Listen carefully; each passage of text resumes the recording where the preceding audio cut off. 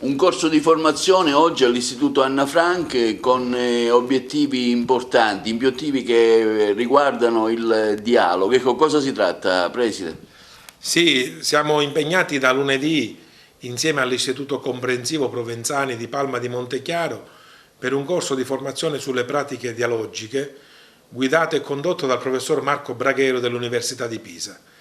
Le pratiche dialogiche sono un approccio che la comunità scolastica vuole darsi per affrontare in maniera più organica e sistemica le problematiche, le dinamiche anche comunicative che si sviluppano nelle classi tra docenti e alunni, tra gli stessi docenti nella dimensione comunicativa professionale e nei rapporti che si instaurano con le famiglie dei nostri alunni. Stiamo cercando di acquisire anche una competenza migliore per qualificare gli approcci comunicativi e per rendere le dinamiche di comunicazione e le relazioni, soprattutto quelle educative, quelle professionali e quelle che si sviluppano nel contesto del territorio, renderle significative e valide per tutti. Come mai questa collaborazione anche con la Scuola di Palma?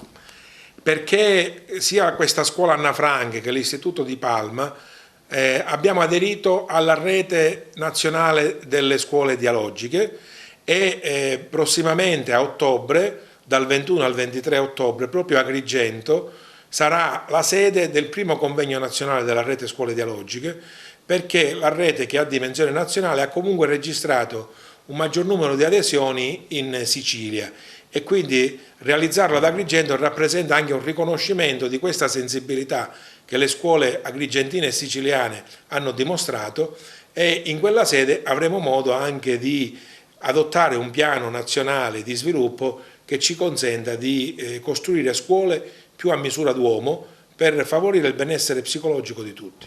Alle porte all'inizio della scuola, ecco, come Istituto Comprensivo Anna Frank, come vi state attrezzando per il nuovo anno scolastico? Abbiamo iniziato le attività didattiche questa mattina perché abbiamo voluto riservarci qualche giorno in occasione di alcune festività per la sospensione dell'attività didattica.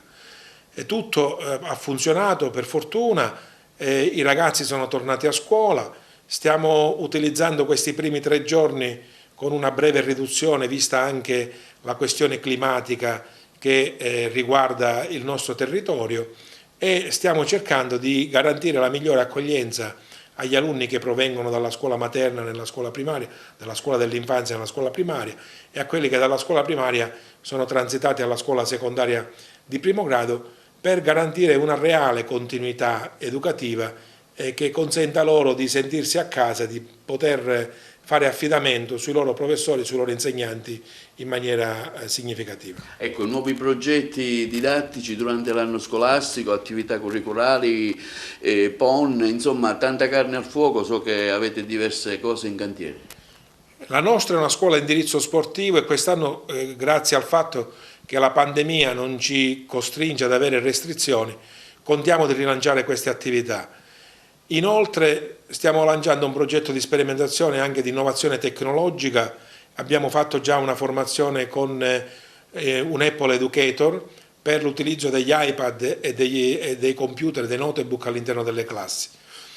Abbiamo dei PON che vogliamo far partire tempestivamente proprio per arricchire l'offerta formativa, e quindi i ragazzi saranno impegnati anche nei pomeriggi per i laboratori didattici che riusciremo ad attivare. Questo è un po' il quadro della situazione, e poi le pratiche dialogiche ci accompagneranno anche per qualificare le competenze comunicative e relazionali del personale, per far sì che la scuola possa essere, come dicevo prima, a misura d'uomo, a misura di tutti. Avete avuto problemi di organico?